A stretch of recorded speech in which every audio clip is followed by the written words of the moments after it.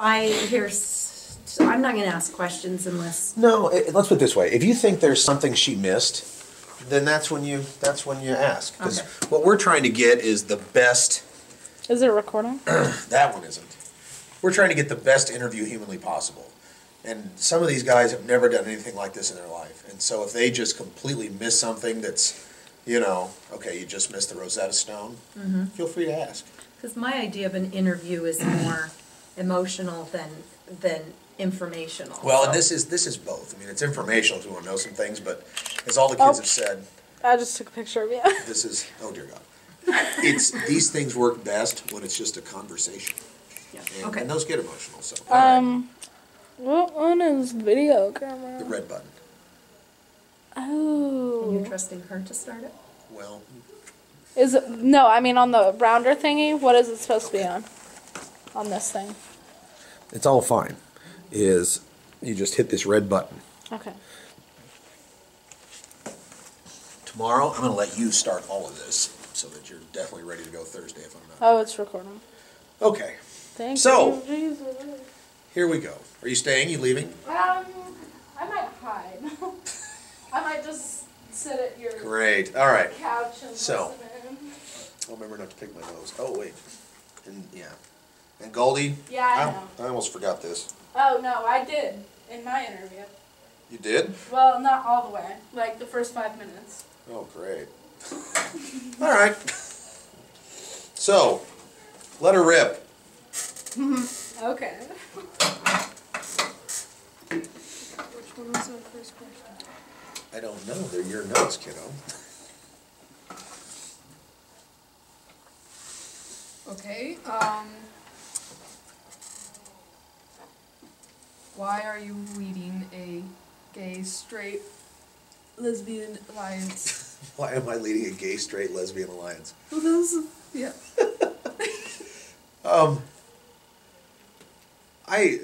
There's a lot of reasons, and those reasons, they develop and they change, and there's a lot of personal things involved, but it's something I'm passionate about because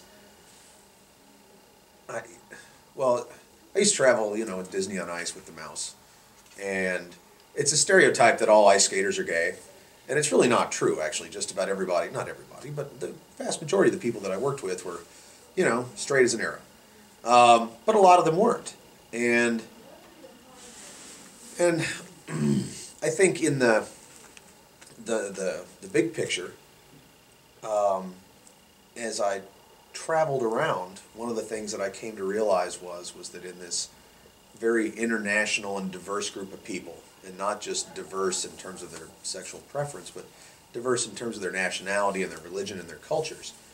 One of the places that they really, I wouldn't say preferred not to go, but when we would tour the United States, it was always very hard for the gay and bisexual and lesbian members of the cast, because they knew in the United States that was not something that the society was comfortable with. And I certainly understand societal norms, and I'm not saying everybody should be comfortable with everything. I don't mean that. It just, it made me sad that, they were afraid to go, walk down the street holding hands. Now, I think that's changed a lot. This was 15 years ago.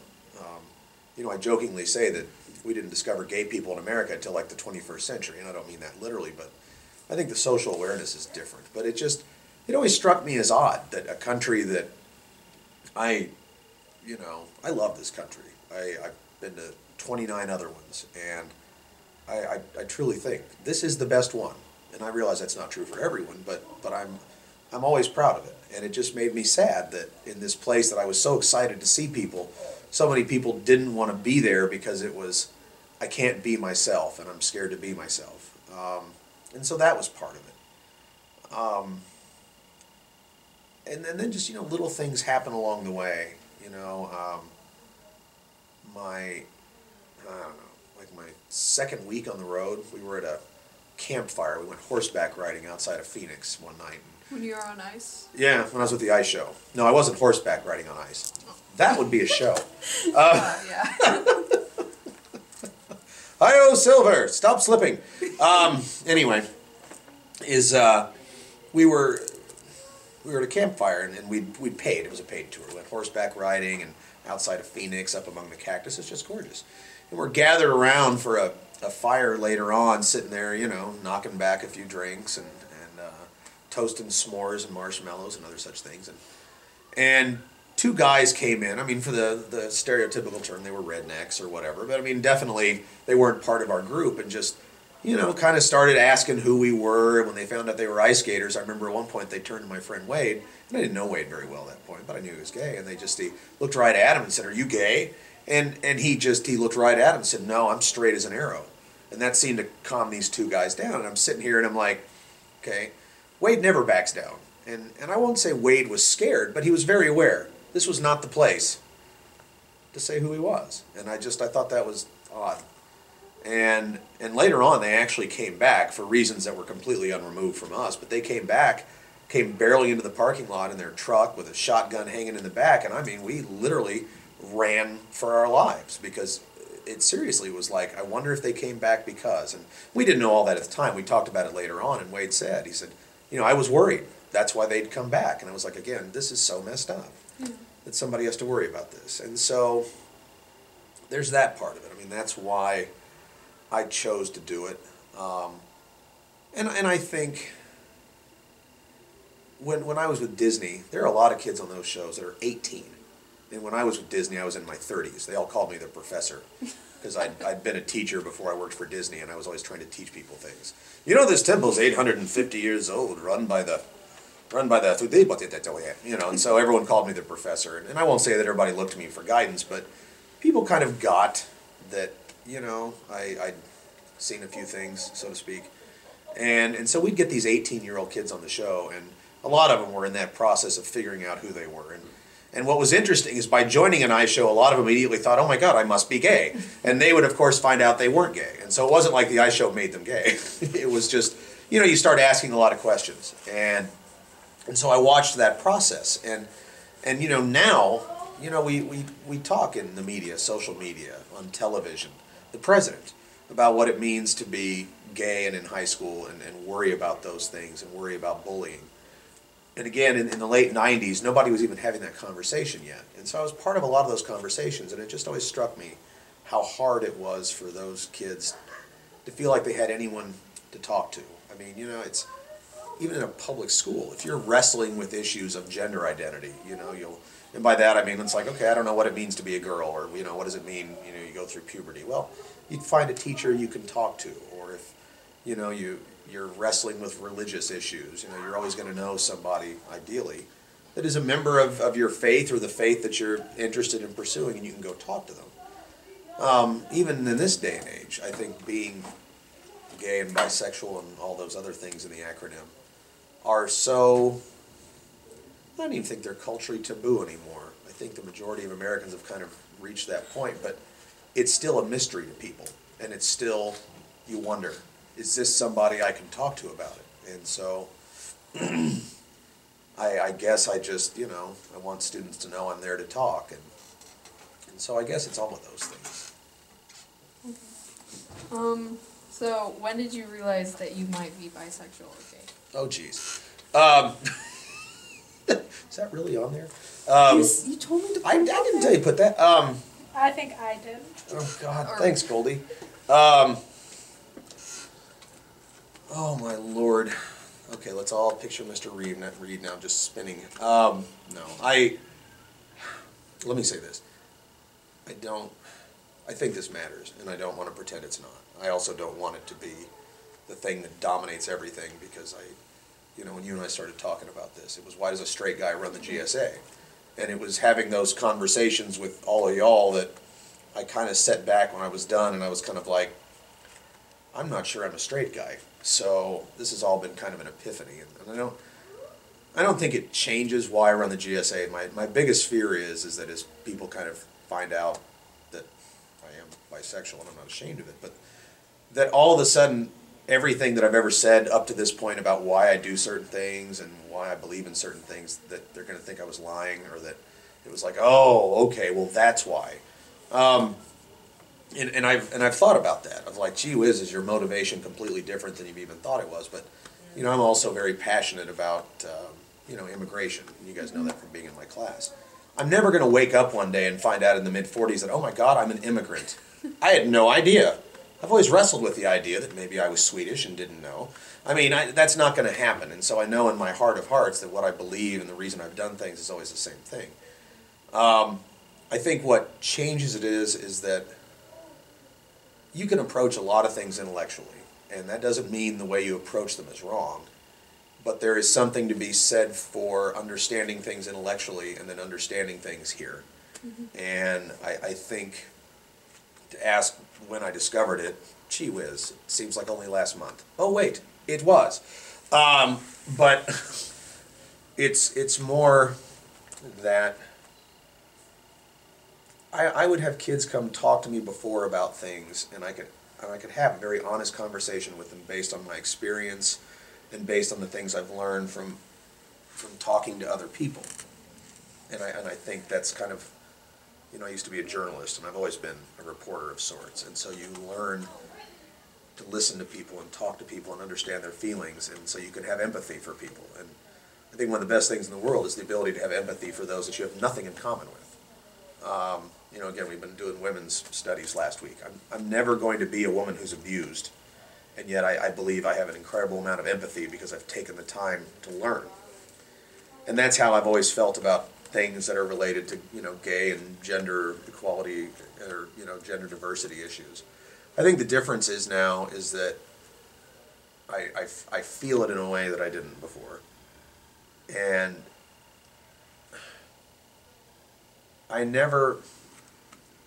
I would hear kids say something like, I know this is true about myself, but I don't understand what it means. Or I know this is true about myself, and I'm not sure I can accept it. And I think intellectually, I never understood, how can you know something about yourself and not know what it means in terms of who you are? I did not get that. And now I do. Because I'm wrestling with some of the same things. It's not near the same degree. I mean, I'm 44 years old. I'm opinionated. I know what I think and I know what I believe, and I got my feet firmly on the ground. And even though now I'm kind of looking at some things over the last 40 years and going, oh, okay, so maybe that's what that meant. I'm still me. I'm still very much, I still have my feet firmly planted on the ground. I'm still the loudmouth, opinionated jerk I always was.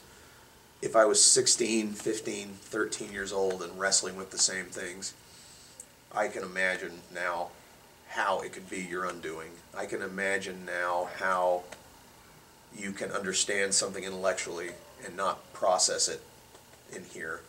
I can understand how, you know, this young man out in LeGrand who was supposedly, you know, he had all this support and all these people who loved him and didn't feel like anyone understood him, and he hung himself and, you know, died here about a week ago. I get that now. I didn't get that a month ago. And I don't know if it makes me a better advisor or a better human being, because that somehow implies that people that don't get it aren't, and I'm not willing to go there. But it makes it different, not better, just different. So I don't know if that answered your question or not. Sorry, my wife.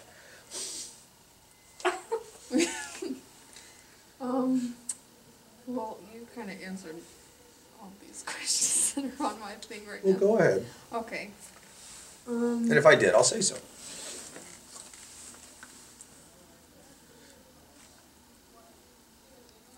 Okay, how has this experience changed the way you think or live? I don't think it's changed the way I live at all. In terms of running the GSA and in terms of those sorts of things,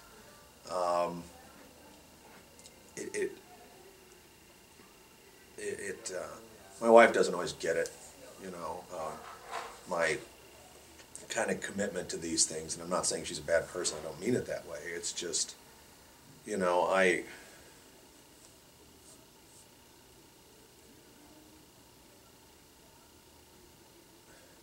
is going to sound weird. I am not what most people in this school would call a religious person, but I'm definitely a spiritual one, and I believe that there's something bigger and more important, and I feel like I have led an extraordinarily lucky life. I have never had anyone close to me die. Now, part of that's I don't have a lot of family members I'm close to anymore, but or close to ever. But I mean, I still have both my parents. I mean, my dad had 3 different terminal illnesses. My dad has been so close to death it boggles the mind, and every time he came back from the brink. And I mean, you hear about like, oh my God, he took a miracle pill and it saved him. That actually happened to my dad. I wake up every morning and I see my daughter, and I never thought my dad would get to meet her, and he's getting to know her, and she's getting to know him. It's a miracle to me. I got hit by a bus, and when it was all said and done, I was actually better off. I was healthier. I had a better outlook on life. Every bad thing that's ever happened to me turned out really well. Every bad thing that could have happened that would be irreversible never has. I have led a charmed life in every sense of the word. And I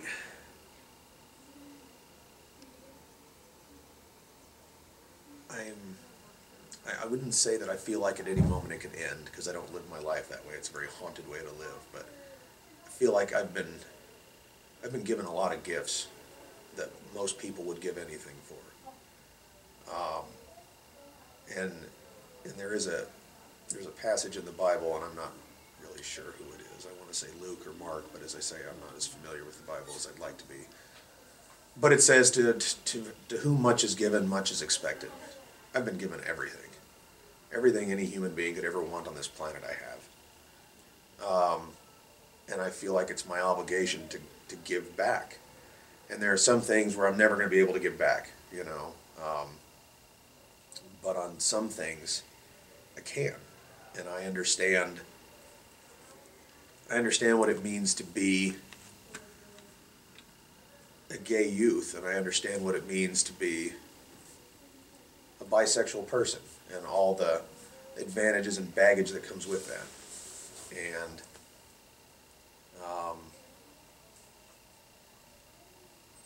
I guess I have an obligation to do something with it. I've been given everything. To not give back just seems immoral, almost. Luke 12:48. Thank you. I knew it was 1. She had to look it up. I knew it had I knew it had a K in it. Dr. Luke. So. Okay, are you done? Yeah. Okay. Yeah. How do you want to help the LGBT group, including others? I just want, 2 things. Number 1, I want kids to know I'm here. And that doesn't mean that that I'm suddenly the gay messiah or something of North Lincoln County. I don't mean it that way. I want kids to know that they can be themselves. You know, one of the things that, like I say, I learned when I was with Disney is just the ability to express yourself is something really special.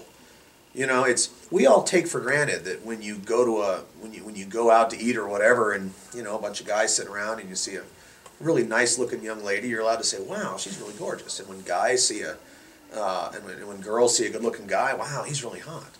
But if you're a guy and you sit there and you see another guy and you're like, wow, he's really good looking, every head in the room turns. I don't think that's as true as it used to be. But I think there's just something to be said for the way you live your everyday life. And I think if you react atypically as compared to everybody else, that gets stifling after a while. And I didn't recognize this for what it was at the time. I realize it now, but I was out touring with Disney and I met this young skater. He was probably 10 years younger than me, and I thought he was gorgeous, absolutely gorgeous, and it scared me to death. And I'd only been on the road a few weeks, and so I didn't really know anybody yet. And I was like, I wanted to talk about it, and it was like, how in the world do you? Something as simple as just saying, I think Chris Castleberry's really cute. I couldn't do it, and at the time I couldn't do it because I had no idea what it meant.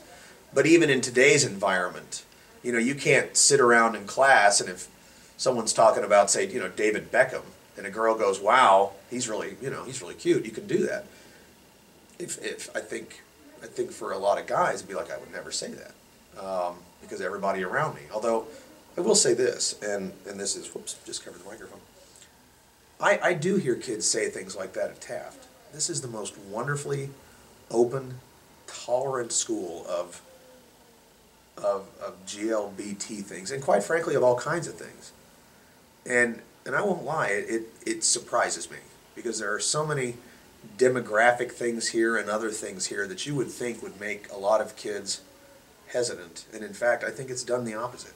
Yeah, I do feel like this school is, like, I've watched a lot of, like, movies about, like, the typical high school and, like, how everyone is, like, they always judge people. Like, I don't, like, I mean, I see, like, a bunch of jerks in this school, but I don't think that, like, I think that we're open enough to where we can all accept the fact that there are people who are different, and that it's just not really typical for us to, like, openly, like, throw them out of the group. Yeah, I do too. My theory is that we have so many kids here who truly deal with so many things in their lives that are genuinely horrifying or hard to deal with, that when it comes to something as innocuous as your gender preference or other things, you know, racism, and I'm not saying those things don't exist here, but it's kind of like, gee whiz, I'm wondering where I'm going to sleep tonight. I have got other things to worry about than whether or not you think David Beckham is hot and you're a guy. You know, it's just, I don't need to make up stupid dramas in my life. I've got some real ones. Get back to me when, you know, I don't know. And that may be simplifying it. I really don't know. I've tried to put my finger on why this school is as open as it is towards these sorts of things. And I really don't know why, but I guess I'd like to believe I'm part of that. But I think more I'm thankful for it. And that makes, you know, it's kind of funny, we were talking about the GSA, we have a hard time attracting members, whereas in some schools it's huge. And one of the things we thought about is, you know, a lot of schools, the GSA is the only place you can go to be yourself. In this school, I don't think a lot of kids need to join a club to be themselves. It's like, yeah, I've got my own version of the GSA. It's called My Four Best Friends. We have lunch together. Yeah. So if that's the reason we're small, is because we're not as needed, I'm okay with that. You know? So, hey, Goldie, can you check and see if that thing's still recording? I know it goes 20 minutes, and I feel like it's been 30. I don't think it really has. Hold on. What time is it? No, what's up? You need to talk to Mrs. Smith, but not on camera. Well, Are you live? yeah, we're about to pause it anyway, though. Just, are you available 6th grade? This It one's- stopped recording. Yeah, it did, but it Or didn't will make we a be done sound. by sixth didn't. period? I hope so. That's all right. We missed some. That thing's still recording, though, Yeah, right? yeah, yep. Okay. Great. All right. I'll fix it when they're done talking. Shoot, I wonder how long ago it stopped. Does this thing tell you how long it's been recording? Great. Excuse me? That was nice. Oh, no. I'm hoping I just did that. I think you did. I think you just did that. Because I had that thing. all Yes, over you there. did. All right, well, start it more. I will when we're done.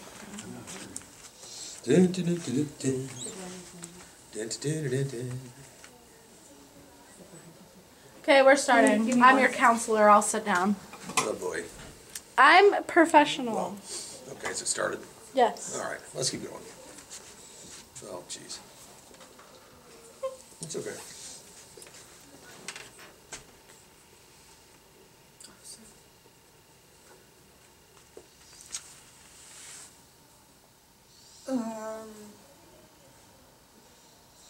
Then that thing is recording now? Yeah. Okay. Okay,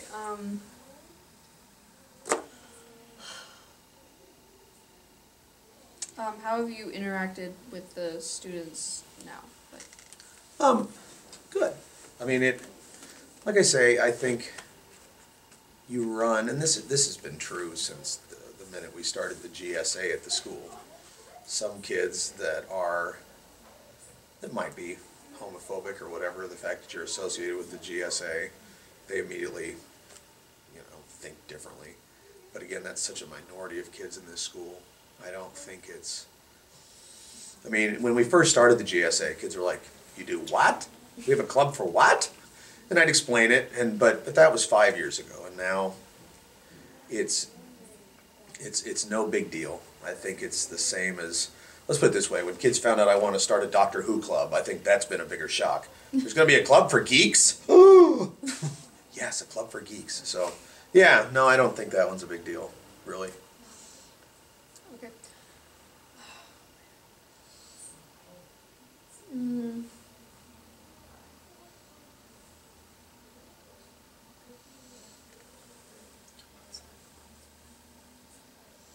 Yes. I ran out of questions. You ran out of questions? Yes, I did. Give me a break, give me that. I can ask questions. Go ahead. Okay, so how do you and your wife deal with this? Me running the GSA? No, you. Well, yeah, but let's put it this way. Like I say, I don't think, like I say, the story here is not about me and my personal life. It really isn't. I mean, you may be curious, but the story to me is I advise a group that I advise a group that that is atypical. And like I say, I just, the one thing that I don't want this story to become is Mr. House coming out party. Because I don't think it's,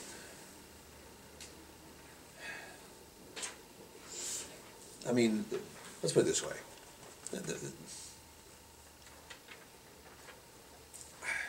I don't, it's a weird thing, because to say that the fact that I'm bisexual is no big deal is, I don't think that's really true. It is a big deal to me in terms of how I think about it and how I'm discovering it. And I'm not saying that gender identity issues and religion are the same thing, they're not, but it would be like saying to somebody that because they don't openly worship in the school that their religion is no big deal. That's of course ridiculous. I think what I would simply say is that in terms of how I do my job every day, in terms of what I think about when I walk into this building and what I think about when I go home, it doesn't matter, because that doesn't change anything. It's not like, like I say, I kind of realized, all right, I guess I'm bisexual, hello. It wasn't like, oh my God, my job is completely different, It really wasn't that way at all. In fact, I would say, if anything, it was completely the opposite in terms of all of a sudden the reason that maybe I think about some things the way I do and the reason that some things affect me more than others is I think there's been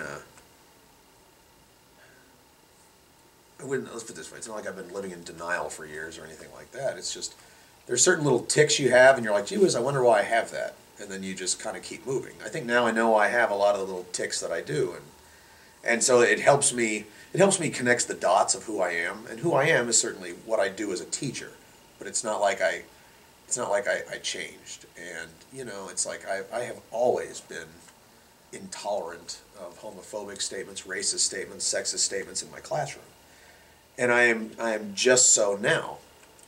And I hate to say it, I've got a student who just, for some reason, he's just going to keep saying them until something happens. I don't know what the end game is for this person.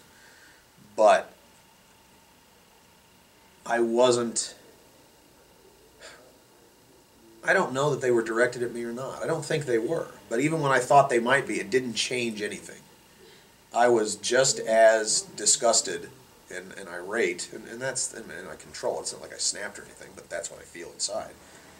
I was just as disgusted and irate when I thought it was directed at a group of people that I've decided that I want to help and support.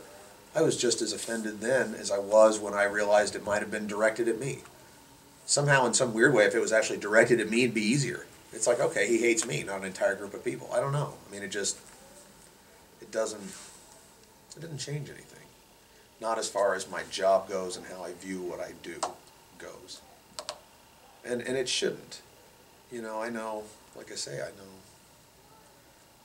well, lots of very religious people, and it informs how they do their job. I mean, I don't find it any coincidence that the people in this building that I'm closest to and I think are the very best teachers are also some of the most devout people I've ever met. I don't think that's a coincidence. I think it's a function of who they are, and it's what makes them so wonderful. But it's not like I walk into Rayla Zumhoff's room and she's standing up there with a Bible in one hand and a cross in the other, you know. And I don't think anybody's going to walk into my room and find me standing there with a rainbow flag hanging off my back going, okay, everybody, let's study San Francisco all year. I mean, you know, I don't know. Okay. Actually, I have a question. Okay. Have you seen a change in kids or a group of kids on their thoughts or feelings of themselves? And if so, how has it impacted you? That's an excellent question. I think it's hard for me to say that I've seen individual kids change simply because, you know, when you see, you know, in TV and the movies, students always have an epiphany. Yeah. And by the 43rd minute of the episode, oh my God, everything makes sense that did not make sense at 8 o'clock. Which of course is just crap. And I'm not saying people don't have epiphanies, but I find that when they do, it's like this enormous leap forward, and then they spend a lot of time sliding back and then going. I mean, it's more of a gradual process, and so the kids that are part of the GSA that I'm closest to, I can't say that I recognize how they're different, because I think it's more that they change that they change a little bit every day. It's like you know, looking at a glacier every day for 6 months. And so I go, so is it any further? I don't know. But I will say this. I sense that when I started teaching here 6 years ago, there were a handful of kids that would openly admit to you that they were gay, bisexual, or whatever. But they said it fairly quietly. It wasn't like they were ashamed of it. It was just like, this is not something I need to say for everybody else to hear. I mean, it was just, you know, whatever. And now, kids talk openly about it. I mean, not like all the time, but what I'm saying is the kids that I'm most familiar with, they feel free to talk about it with each other. They feel free to talk about the context of their relationship with someone of the same gender in the same way that a guy talks about dumping his girlfriend. The fact that same-sex couples in this school, however you define coupling, it makes me crazy. I don't think anyone should date until they're 30. But anyway, I don't care what gender you are. No dating till 30. You hear me? But the fact that they're having the same discussions as everybody else, the fact that they're not different anymore. It's like, oh, I just broke up with my girlfriend. Oh, that sucks. And then you can have this discussion about, and it's not, I just broke up with my lesbian girlfriend. Oh, well, how is that different than breaking up with your heterosexual boyfriend? It's not. It's the same things. It's loss. It's you know, it's whatever's involved when high school relationships come to an end. You know, it doesn't seem to matter what the gender is on the other end. It still sucks.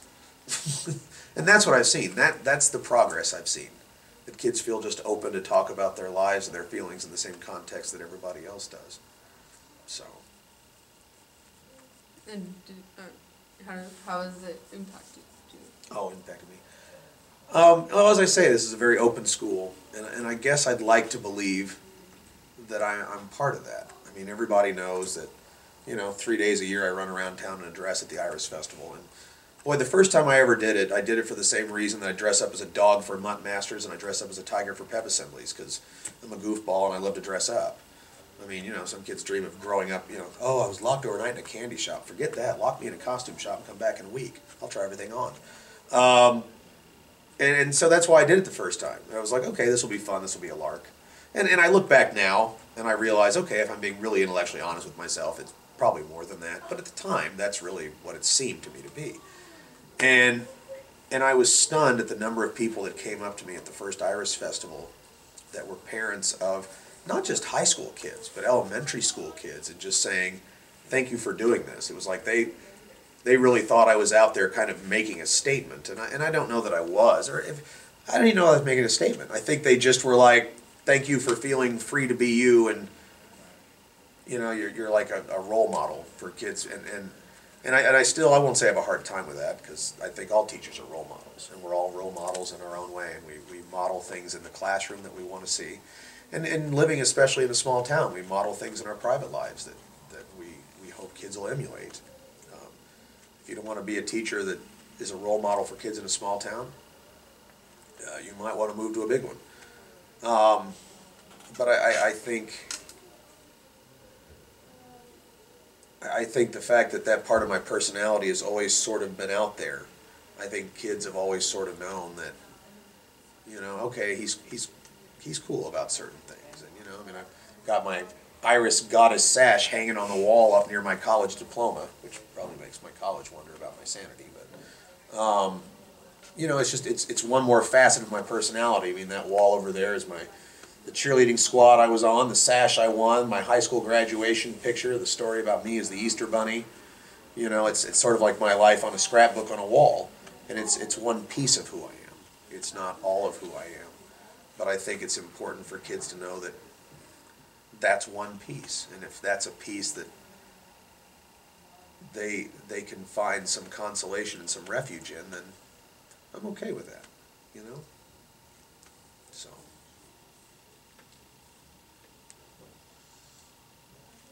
Anything else? No. Okay. I think we're good. And I know you've got to go.